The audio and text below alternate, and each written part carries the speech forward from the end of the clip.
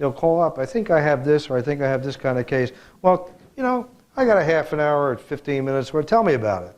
You know, and, oh, you can bill me for the time and whatever. Well, a lot of time I won't send them a bill because I know I'm going to get some really good cases from them and some other things that are good.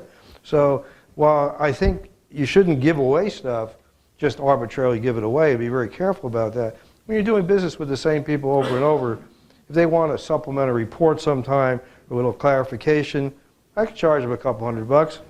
I don't charge them. Sometimes they call up and say, where's the invoice? Oh, that was a freebie today. They're very happy about that. Yeah, I totally agree with that. I go a step further, is don't nickel and dime people. God, the people hate that. Absolutely. They hate that with a passion.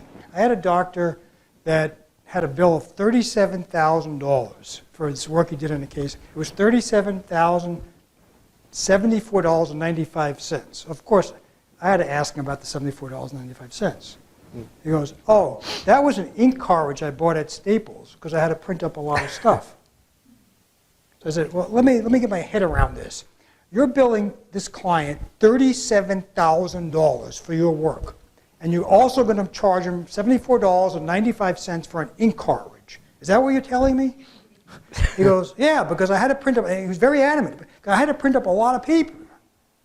Don't you think you can include that as part of the $37,000 and throw that in there? Charge them $38 instead. They won't know the difference. He'd be better off charging him $38,000 because when the bill comes and it's itemized and it says ink cartridge, what do you think happens? People go ballistic.